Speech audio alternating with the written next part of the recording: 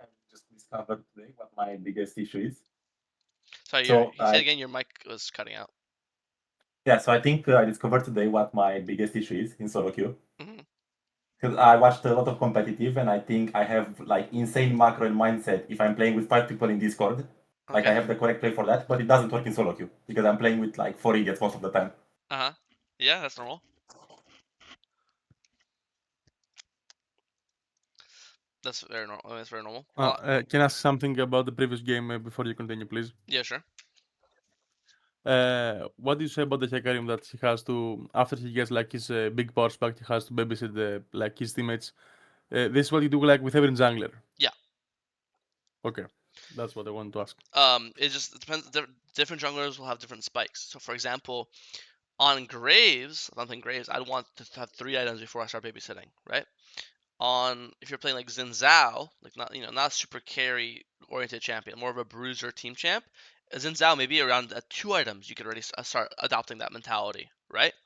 If you're playing like a super scare, like maybe a Kindred, maybe you'd want like 4 items, right? So every jungler will do it, but different junglers have different spikes. Like that game, I think that 3 item spike is his monster spike. Like when he has Shojin, Ma, Endless Hunger. That's I think his like crazy spike, you know. So What so different what junglers do you spike at believe different is? points. Uh, can you tell me what's like the big spike of Viego and Master Yi? Like 3 items. Master Yi is Kraken Rageblade. I think when Master Yi gets Kraken Rageblade, he's like full build. Like that's all he needs for damage wise. Like people can literally go. You can literally go Kraken Rageblade. I know people still go Expensive Hexblade and What's End, but you could literally go Kraken Rageblade and then go build full tank afterwards. You could literally go Kraken Rageblade, Randuin's Maw, or What's End. Like that Champa is like damage wise, the only 2 damage items he needs to kill people are Kraken Rageblade. So I think at 2 items, that's when he's like most spiked. And then for Viego, it's relative to the game as well, right? Because it's not just their spike; it's how ahead they are to enemy team. Like for example, the reason why his spike was so big at 3 items that game was because he finished Maw, and over half the enemy team was AP, and not a single person had Void or had any Magic Pen, right? If he finished Maw and they all had Voids, his spike wouldn't be that crazy. Like it'd be a decent spike, but it'd be whatever, you know. That spike was really crazy for him because he had a really strong MR item with no magic in enemy team. So for Viego, for example, sometimes you finish, Tri Collector, and at that point you're pretty fucking strong. But sometimes you finish Tri Collector, and the enemy team has like triple tab eyes, and now you need Lord Doms. Once you finish Lord Doms, then you're spiked, right? So some games it'll be 3 items, some games are 2 items. It's relative to the enemy team's strength and relative teams their enemy champions, you know. So it's kind of always. I know it's like it sucks to have answers. Most answers in league are always going to be it depends, but the game is just so situational. It does depend, right? But just being able to All right. evaluate so many different situations, right? Because it makes sense, right? Like it's not. I can't just say, okay, Yeah, it every makes single sense. game on Viego you hit 3 items. Now you could spam fight. Because what if you went like Kraken, Collector, Shield Bow, right? That's a very normal build. But you finish your 3 items and you press tab, and they have 4 fucking tab eyes. Tab eyes on top, jungle, mid, AD, right? Well, then I don't even feel strong at that 3 item point. Kraken, Collector, Shield, but I don't even feel strong. I feel like once I get Last Whisper, then I'll feel strong because they have so much armor. So some games at 3 items, you still won't feel strong. Some games, I've had games where I feel I have Tri Collector. I'm 2 items, while the entire enemy team is just 1 item, and I literally feel like I could take any fight and I'll be winning. So I'm adopting a bodyguard mentality at 15 minutes. Again, it doesn't mean I'm skipping all my camps to help my team, but I'm just going to be more aware of what my team's doing, and I'm going to be more poised to make sure they don't end. You know? Yeah, I understand. Yep. Any other questions? No, you continue, of Go. course. Anyways, what was I gonna say? Oh yeah, we full clear down. You shouldn't be surprised when he ganks here, because obviously he saw you level 2 gank top. So like this Yeah, shouldn't I be a expected surprise. it. Mhm. Yeah, but it's fine. As long as we just show you 50-50. Wait for teammates to come. Smite. Nice. Lucian's too low. I mean, I don't know what your Lucian's doing. I think smiting this, you should be happy. Your teammate just sent it. That's it. You get the smite, and you should happily leave. And you be like, okay, I'll give blue now, but I'm trading my blue for top kill. Basically, that's how you should view it. You know. So it's Yep. obviously worth.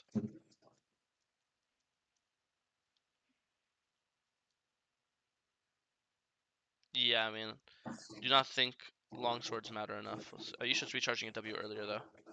I don't know why you're not charging your stuff. The second like you see Ari, I mean even it doesn't matter. Ari's coming, Ari's not coming. Once you see Ari's obviously coming here, you should be just full charging your W. You're not. I don't know why you're not charging it. Charge it, charge it, charge it, charge it. This guy gets stunned, and then you'll just do half his HP while he's stunned because he can't move obviously.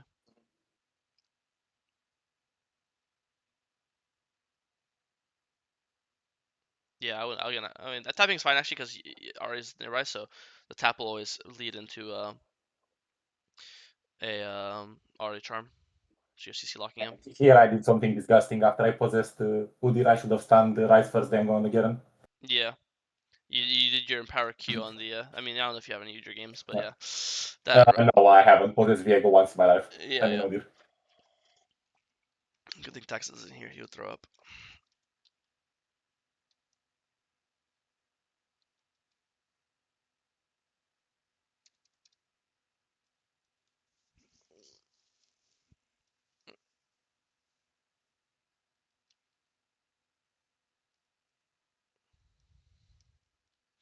You both full clear down, didn't you? Yes. Yeah, here if you want, you could run straight to his blue. Okay. Yeah, you could just run straight to his blue. And here I'm doing some very disgusting stuff. Yeah, I mean, I look should at just you reset just ran inventor. from red to Yeah. to scuttle back to Krugs. It's so weird. Yeah, like I should just recall on the scatter, and then I'm honestly here in time for the grabs, and it's all Yeah, fine. yeah, I agree. I agree. Do scuttle. You should base for items soon. Oh, that flash is bad. Yeah, and this is also disgusting. This game is very disgusting. Yeah, I mean it's just not too complicated. Like you're just like a lot of Viego players have this problem where they they use their ult as an execute. And then that might sound funny, like, why is that a problem? His ult is an execute, it doesn't matter how much lower they are. Well, people have to realize it's not like Darius ult. Like, there's like true executes in League, and then there's like not true executes, right? Just because something does more damage the lower they are doesn't mean it's an execute only. So let's do the math. Every time I break down this math, people instantly understand it. Let's say I'm gonna do like simple numbers. I'm not gonna do the exact numbers. Let's say Viego ult base damage is 100 damage, okay? And let's say when you do execute, actually no, I can't do this. That will be too broken. Let's say I'll do like real numbers. Let's say Viego ult does 300 damage, right? It's like a base. That's ulting someone they're literally full HP, right? Yep. 300 damage base, somewhere around there. And now let's say when you execute, let's say it does 20% more. So instead of it being 300 damage, it's going to be 360. That's 20% more, correct? Now I ask you, if you just how long does it take you to walk towards this guy? Like 2 seconds? Right from here? I'm channeling W. Like 1, 2, right? I mean, even if not even if you just walk in him, Oh no yeah, channel W. if I'm walking, if I'm walking towards. It's like 2 seconds, right? Yeah. So if you just instantly, and an auto attack right now does, you do like 60, 80 damage per auto attack, correct? Yeah. So if you just start the fight, not W, not Q, you just walk and you just start the gank just by ulting him, full HP ulting him with no execute. If you're getting an extra 1 to 2 autos off because you're hitting him faster, that is instantly way more damage than any execute damage you're getting. You see? So if you're getting a bonus 60 damage from execute, but you're getting 2 extra autos off because you're able to hit him faster. Because instead of walking for 2 seconds, you're just instantly ulting him, right?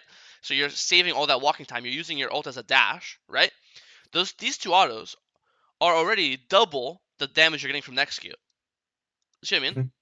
So way too many Viego players save their ult as an execute. Like here, instead of ult, I would like if you were charging your W, you'd be here right now, and this is the ult range. Even right now, I'm pretty sure if you ult like this right now, right here, this would hit his little toes, right? So right now, you're actually in ult range, right? And if you ult him right now, first of all these minions would die, right? And then when you land, then you could instantly tap W, and the minions won't block because there are no minions. There are no minions. Your ult kills all the minions. So here you ult right now, and not only that, don't forget when you ult someone, it slows them. So you ult him right now, then he's slowed. So not only can the minions not block your W, but now he's slowed, so it's way easier to land your W because he's slowed, right?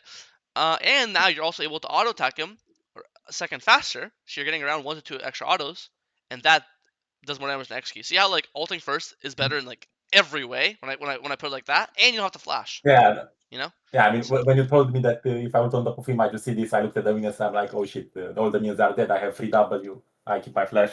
Mhm. Instantly made sense. Yeah. So a lot of Viego, like it's a big thing. Like I think a lot of Viego players, I don't even care that you miss your flash W. It's whatever happens. I more care about the learning the concept of leading fights Yeah. with ult more often because not enough players do it, I and mean, I I think think I do it a little bit later in the game. yeah, hopefully. But you see how like the XQ damage is so negligible compared to just Yeah. getting an extra 1 or 2 autos off is always more valuable than the XQ damage. Mhm. It's such a fake XQ.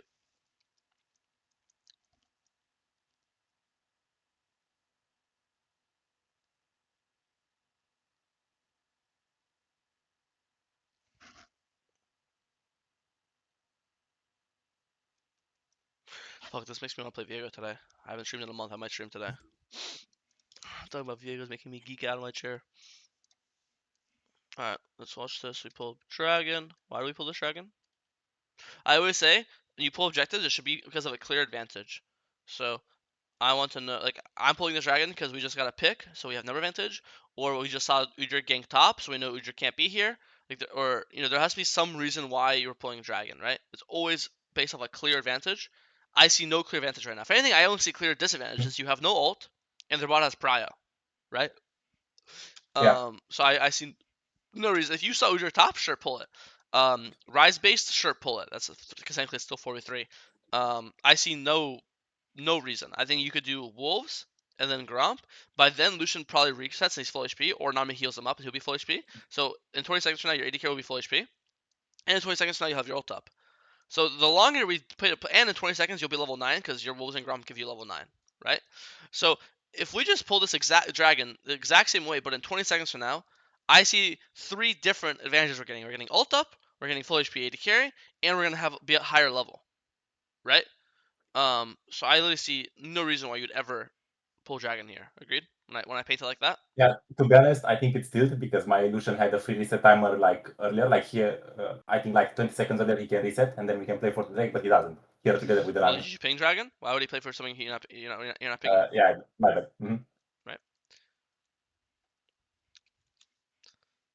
Because I agree with you. Like if you're spam pinging Baron and then he's not pulling it, then I mean dragon he's not playing for it. Then I agree. But like you're not even pinging it, so like Yeah.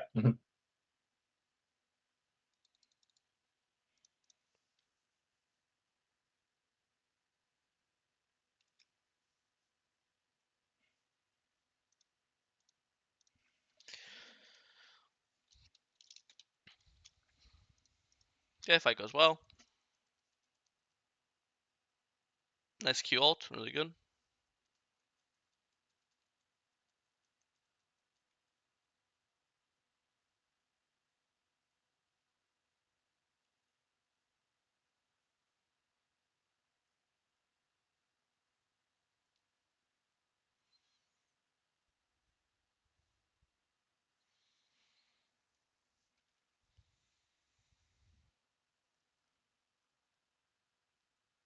And I mean, same thing here. Like I should have just pinged my team because for some reason they move into bot side when we should be playing for Huh. Herald.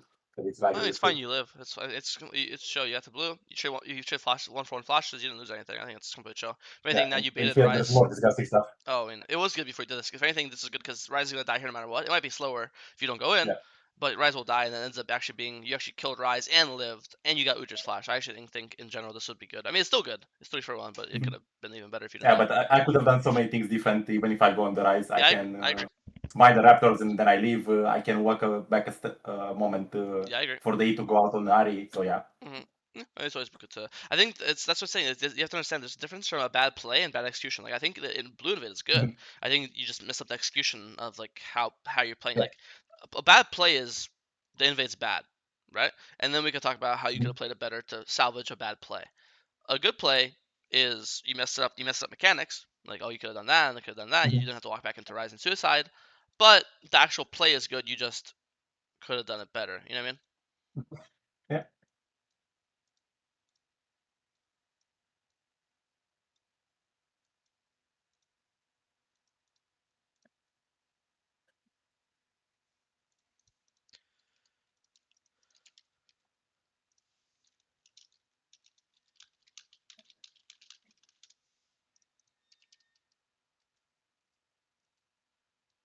lot of fighting.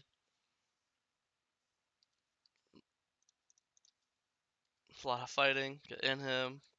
Base. Play for Baron soon. If I was you, I'd play for a pick and then get Baron. Pollution dies. Chill. As long as nothing crazy happens. Honestly, this is a breaking point in the game, I think, Go suit. because my environmental boomed. This is an example of when I would Q ult. This is another example of when I would Q like like here Q ult. You see, and he dies. Yeah. Boom, Q ult. I mean, I will like her in a second on over the wall. Oh yeah, you do it. No, yes. Yeah. Also, but before you do it, anytime you can, always Q ult because your ult because will I procs your get the Q. Q of during ult animation. Yeah. Not even that. Your ult procs Yeah, and your it Q procs the passive. passive. Yeah, because you auto once when you ult the main Yeah, target. exactly. Because killing this guy like even 2 seconds faster would make a big difference. Because if you imagine he's dead, imagine Seraphine's dead right. Imagine Seraphine would be dead right now normally if he's a Q auto, and now you're turning it to Seraphine instead of getting CC locked, and now you'd be able to go and help Nami before she dies. Nami will still die, but the point is you'd be trading like you'd be killing Udyr as he's killing your boy, you know. And then Udyr would die here. Oh, he still died. Okay, you should spam ping Baron. You guys can 3-man it. Baron. Yeah, this is a troll from you. Here's where you get Baron here, you win the game. You already Lucian 3-man Baron. I know. And then with Baron, you win the game. Baron is worth more than double Nexus Towers because Nexus Towers obviously respawn. And if they're good, they should pull Baron while you're dead, which is what they did. So this is your biggest mistake this game is just thinking you can end. No one even messed up here. You just can never end. It's not like your teammate like didn't hit the Nexus or something, you know? Like it just not enough time. Yeah, I know. Yeah. I will replay myself. I know that was a bad play. Yeah. Okay, let's watch this fight. Oh, they still have somehow haven't done Baron yet. What the fuck? So you don't care about Baron, you just want to kill him because if they get Baron but you ace them, you'll just end the game. Yeah, anyways. That's my point. Here, I want to play for the fight. Full charge W. You should be full charging W in stealth here. You can have full charge W this entire time. And I think this fight is good, but I think my team kind of ends it. I think you went too fast. Like now that they're already here. I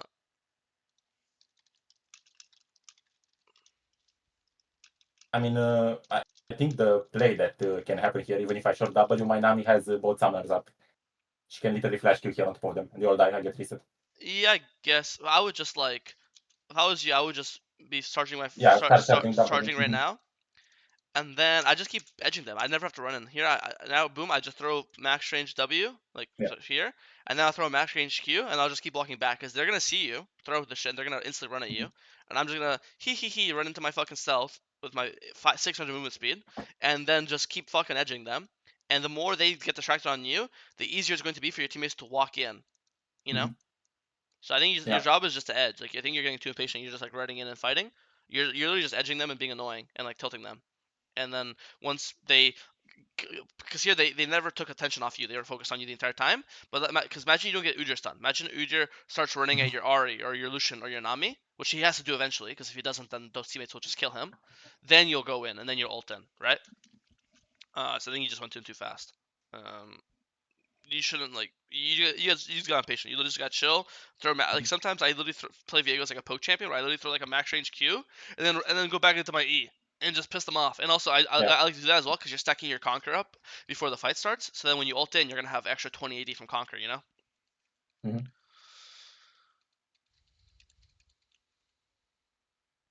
Nice flash W. Good angle.